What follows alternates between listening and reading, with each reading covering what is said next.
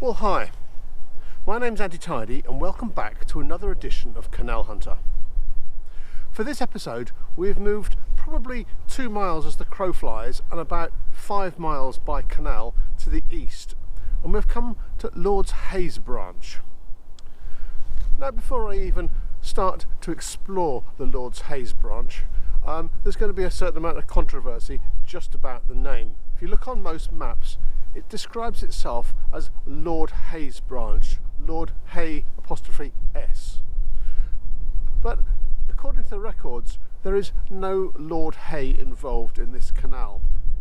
You see, when the Wyrley and Essington Canal had the extension approved from Sneyd Junction through to the Ogley Locks, they also had 2 branch canals approved at the same time. One out to Hay Head, what we now know as Longwood Junction, and the other one here behind me.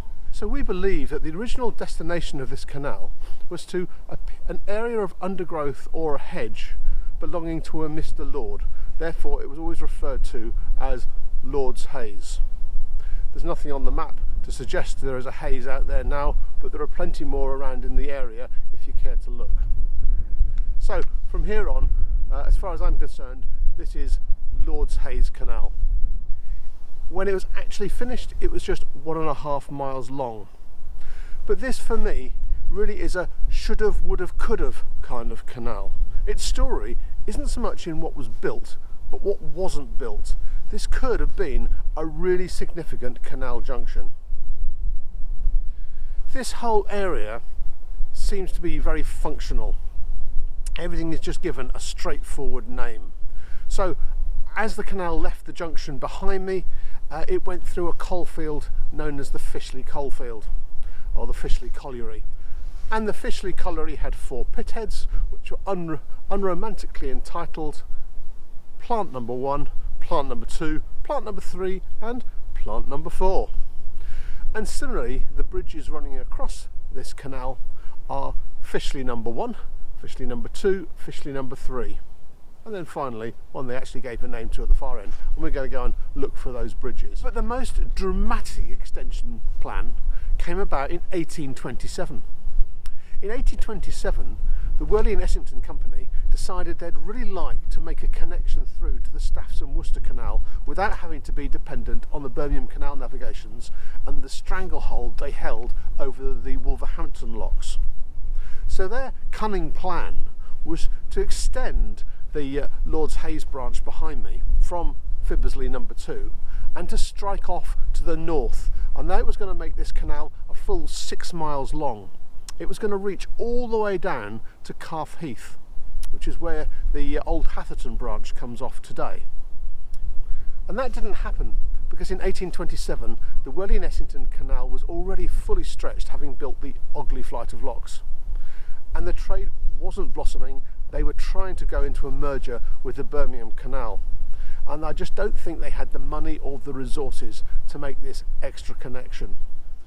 But of course, following the merger with the Birmingham Canal in 1840, there was a lot of activity going on making the connection through between the Wyrley and Essington and the Birmingham Canal, so that took more attention away from the need to make another northern connection. In any case, why would the Birmingham Canal Navigations want to do that? They already had a perfectly serviceable route through the Wolverhampton locks. There was one final third plan developed to extend this canal in 1854, and this one was to take a slightly different route to get far closer to the Wyrley Bank collieries.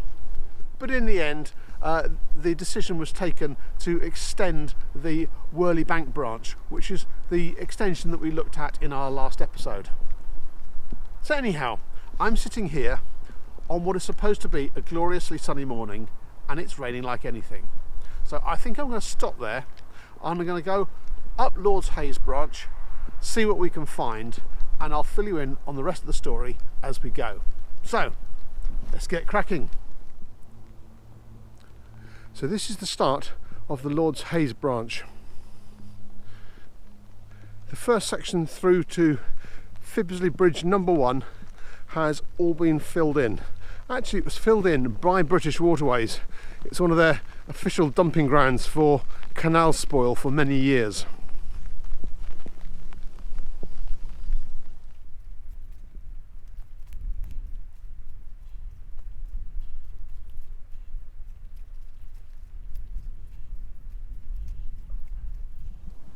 maybe 100 yards into the course of Lord's Hayes branch, you reach Fitzlee Bridge. It's Fitzlee Bridge number 1. The northern parapet is still there.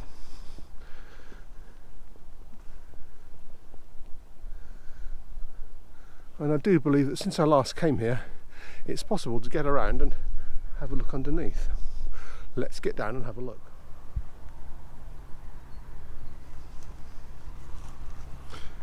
Well, since I was last around this area has been cleaned out quite a lot. Not that you would get that impression looking at the amount of debris down here, but genuinely, believe me, this is actually quite clean, or at least it's accessible. And we do have the north portal of Fitzlee Bridge number 1. The bridge has been widened over the years and the back end has been filled in. But the barrel roof construction onto the iron cross members is still all here. I apologise for the poor quality of the light. You are viewing this with the benefit of the light from my phone. But it is absolutely possible to imagine being on a narrowboat and emerging through this tunnel. And immediately beyond the bridge, the canal track is in water, albeit at a much reduced level.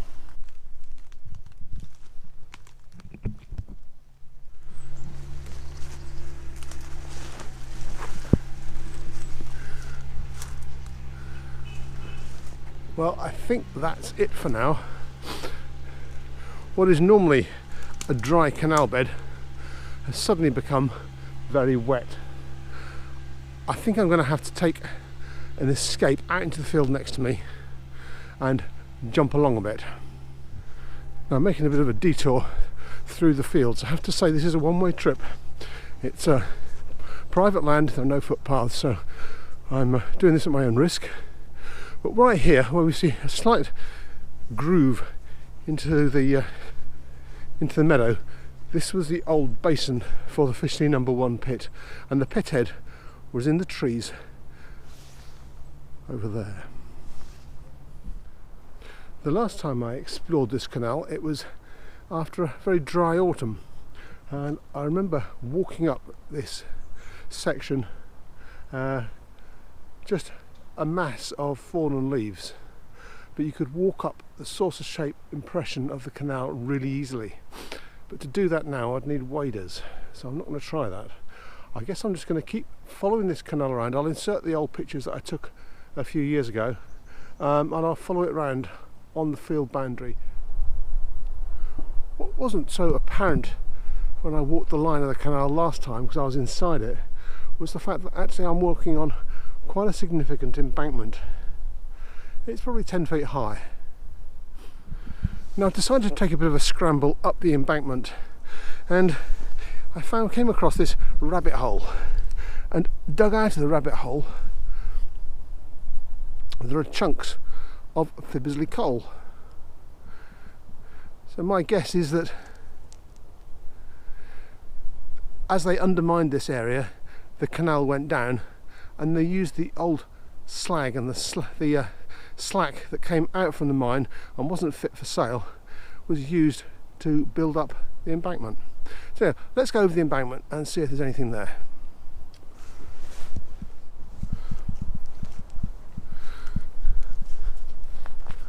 We appear to have come out on the top of the embankment at a very interesting point.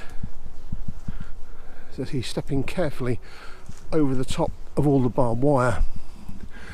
I'm just retracing my steps a little bit here because you can see the end of the water channel, and from there on the ground is all built up. So instead of looking for a saucer shaped ditch with probably some water in the bottom, from here it's been filled up with rubble, and we're actually looking at a mounded up base.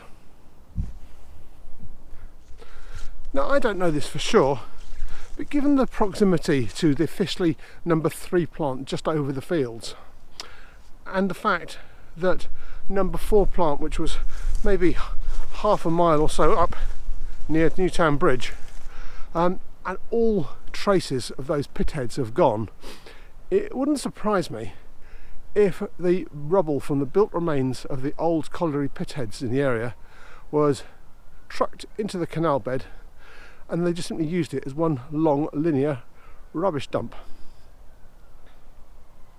Anyhow, that looks a bit impenetrable. The golf course to my left has disappeared, so I think maybe I'll hop out again into the fields, duck around here and see if I can get to number 2 bridge.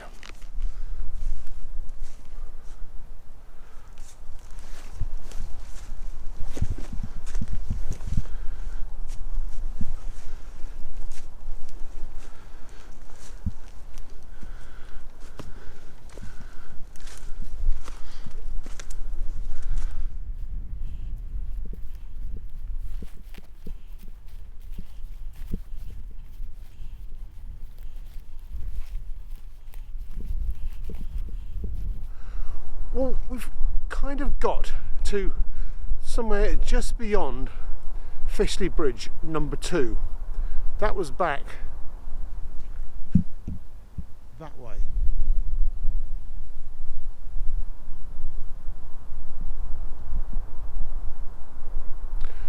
And we're now standing at the kind of crossroads of where all of those should have, would have, could have canals would have come across the line of this, the Lord's Hayes branch. I'll do my best to explain. We're looking down a hedgeway which now is all that remains of the line of the canal, and you can see the first corner coming up just about there.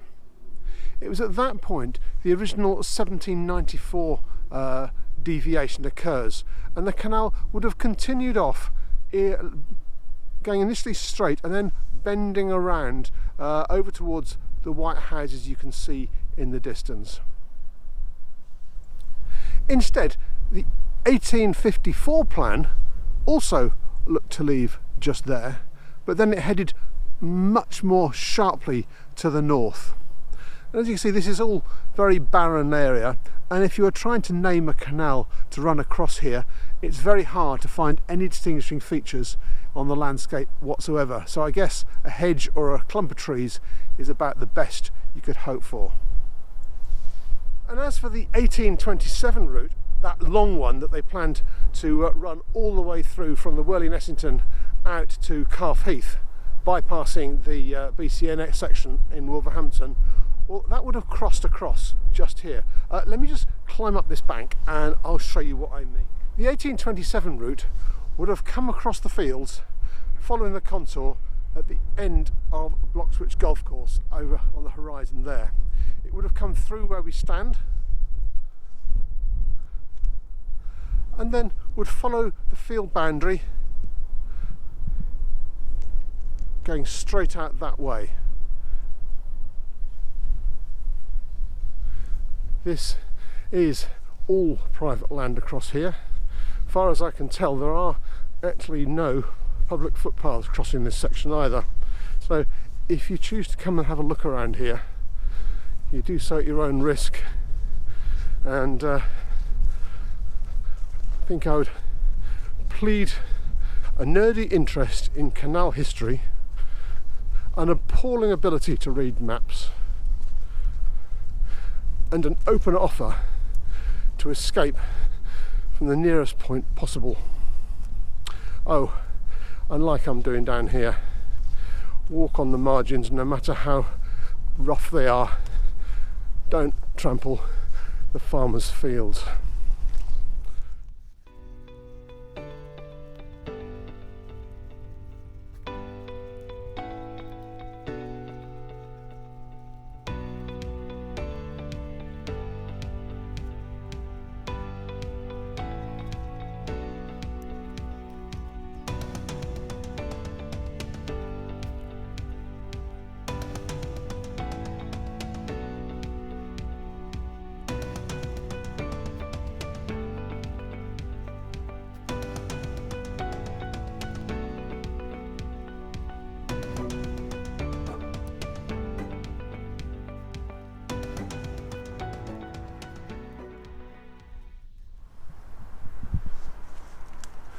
after a paucity of built remains, I've come across the mouldering remnants of Fitzlee number 3 bridge. I think the balustrades have all been dropped down into the water in the water channel, but the outside wing walls still exist.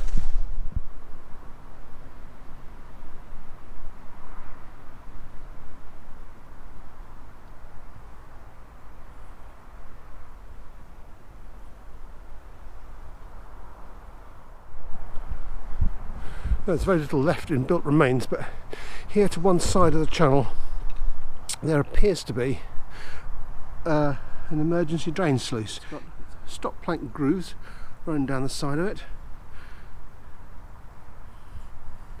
There is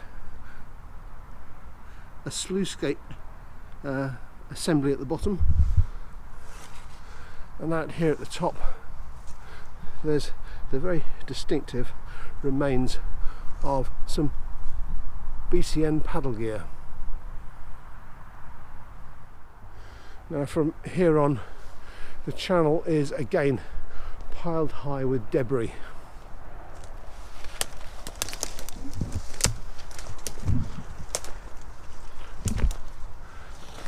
And this is the last 100 yards leading up to the site of Newtown Bridge.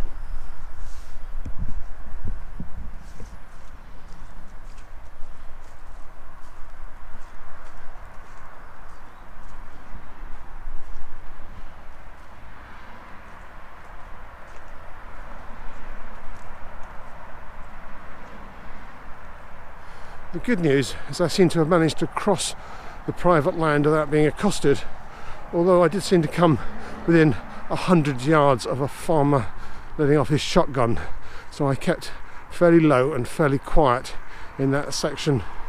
Of